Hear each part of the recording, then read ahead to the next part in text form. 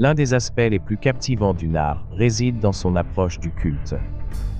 Les groupes de louanges modernes et professionnels, avec leur musique soigneusement produite, constituent de puissants outils pour attirer les gens et maintenir leur intérêt.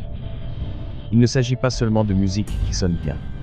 Il s'agit de musique qui transforme la façon dont les gens pensent, ressentent et croient. Ce n'est pas une exagération. En fait, le rôle de la musique est si essentiel à la structure de ce mouvement que même les congrégations locales disposant de compétences techniques et musicales limitées peuvent tout de même reproduire l'expérience de louange. Pour garantir cela, la technologie a été mise à disposition des églises du monde entier, leur permettant de reproduire la même musique soignée que celle entendue sur les albums originaux. Cela permet aux congrégations de chanter avec des accompagnements professionnels et de grande qualité, créant les mêmes effets émotionnels et spirituels sur les participants que ceux qu'ils vivraient avec les artistes originaux.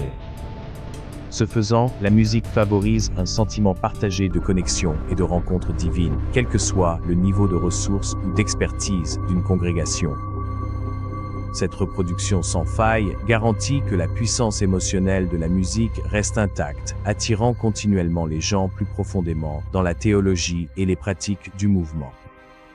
Le résultat est une expérience de culte qui transcende les compétences individuelles, unissant les participants dans une rencontre partagée et profondément émouvante qui renforce leur foi dans les enseignements du mouvement.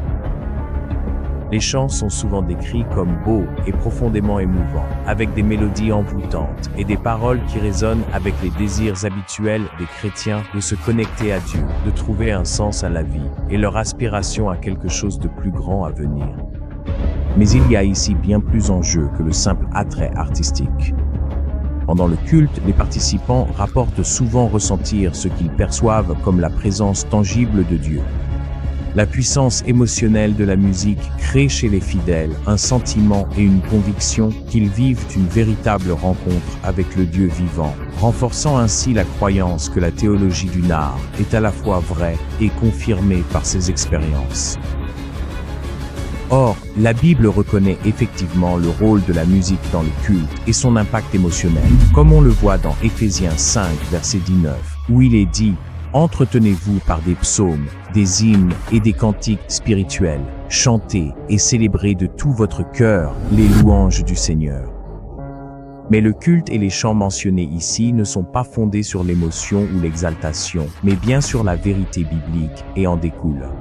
Comme Jésus le dit dans Jean 4, versets 23 à 24, « Les vrais adorateurs adoreront le Père en esprit et en vérité, car ce sont là les adorateurs que le Père recherche. Dieu est esprit, et ceux qui l'adorent doivent l'adorer en esprit et en vérité. » La manière émotionnelle de louer de l'art crée un lien émotionnel profond entre les participants et l'expérience de l'adoration elle-même. Avec le temps, ces sentiments finissent par être associés aux groupes musicaux et au message théologique plus large du mouvement. Ainsi, la musique agit à la fois comme un catalyseur et un vecteur qui transforme la compréhension théologique de l'adorateur. Beaucoup de croyants commencent à adopter les pratiques et doctrines du mouvement, non pas par un enseignement direct, mais parce que ces idées sont subtilement intégrées dans les paroles des chants qu'ils interprètent et dans les expériences émotionnelles qu'ils vivent lors de ces moments de louange. Leurs adeptes sont désormais conditionnés à tomber amoureux de l'hérésie, plutôt que de la vérité de la parole de Dieu. Comme le prévient 2 Timothée 4, versets 3 à 4, le temps viendra où les gens ne supporteront plus la saine doctrine. Au contraire, pour satisfaire leurs propres désirs, ils se donneront une foule de docteurs selon leur propre penchant pour entendre ce qui leur plaît. Ils détourneront l'oreille de la vérité et se tourneront vers des fables. Les expériences de louange du art sont minutieusement conçues pour neutraliser le scepticisme et diminuer l'esprit critique. L'exaltation de la louange collective, combinée au sentiment d'appartenir à une communauté spirituelle soudée, fait que la théologie du mouvement ressemble moins à un ensemble de croyances abstraites qu'à une réalité vivante et palpable. C'est un environnement où les pics émotionnels sont assimilés à la vérité spirituelle, ce qui facilite l'adhésion des individus aux pratiques et aux enseignements qui sous-tendent le mouvement. Paul l'apôtre nous met en garde dans Colossiens 2 verset 8 contre le fait d'être influencé par des enseignements émotionnellement chargés mais trompeurs, même s'ils se présentent sous la forme de musique de louange.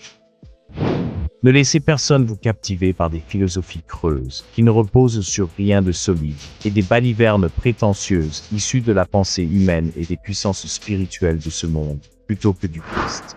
En tirant parti de la beauté et de l'impact émotionnel de la musique, le nard ne se contente pas de captiver son public. Il redéfinit aussi subtilement ce que les gens croient à propos de Dieu, de l'adoration, de la doctrine et de la réalité. Il ne s'agit pas simplement de musique, c'est un moyen stratégique et extrêmement efficace de façonner la théologie et la vision du monde des gens, les amenant à maintenir leur engagement envers le mouvement.